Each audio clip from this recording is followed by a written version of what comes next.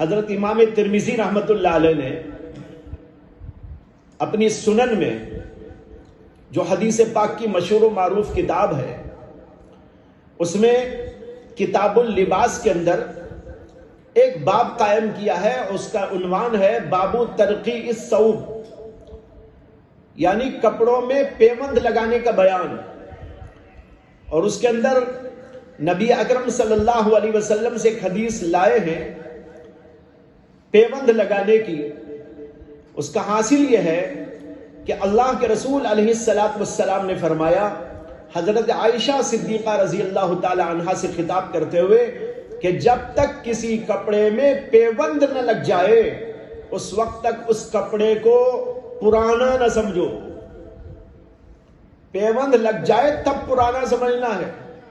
آج ہم سوچیں کہ ہمارے پاس جو کپڑے ہیں کبھی پیوند لگتے ہیں، اس میں دھو دھو کر پہنتے ہیں اور چند دنوں کے بعد، چند مہینوں کے بعد اس کو اٹھا کے رکھ دیتے ہیں. کیا اللہ کی اتنی بڑی نعمت نہیں؟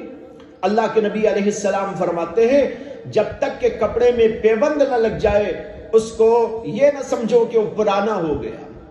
اسی باب میں آگے چل کر انہوں نے ایک بہت بڑے عالم اور فاضل اور محدث جن کا نام ہے حضرت عون بن عبداللہ،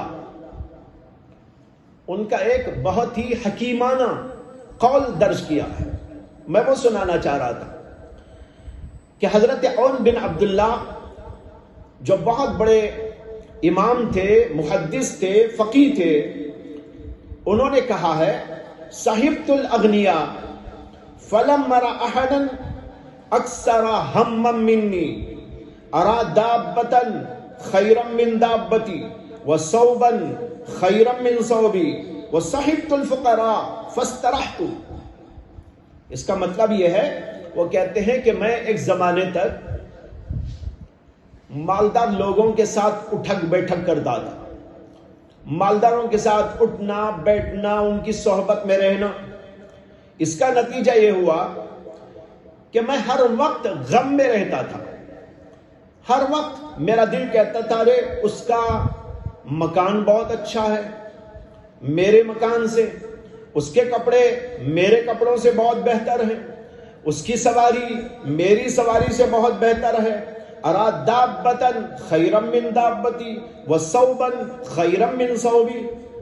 کہتے ہیں اب جب دیکھو میں غمگین، اس لیے غمگین کہ میں دیکھتا تھا کہ ان کے پاس ایسا مال ہے، ایسی جائیدادیں ہیں، ایسی ایسی چیزیں ہیں، میرے پاس وہ نہیں ہے تو غم ہوتا تھا.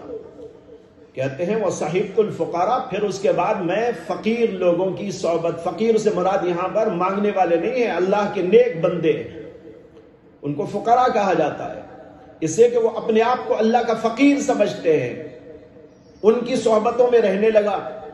فاسترحت، پھر تو مجھے راحت مل گئی. اب راحت ہی نہیں تھی پہلے، لیکن اب مجھے راحت مل گئی، اس لیے کہ اب جب دیکھتا تھا بھائی ان کے پاس وہ نہیں ہے، میرے پاس اللہ نے مجھ کو یہ دیا ہے، مجھے کپڑے ایسے دیے ہیں، مجھے مکان ایسا دیا ہے، مجھے سواری ایسی دی ہے، مجھے کھانے اور پینے کو دیا ہے، ان سے اچھا مجھ کو دیا. اب مجھے راحت معلوم ہونے لگی، میرا سارا غم ختم ہو گیا. یہ بڑا عجیب نسخہ ہے جو اللہ کے نبی علیہ السلام نے ہم کو دیا. آج اکثر بیشتر لوگوں نے اس کو فراموش کر دیا ہے.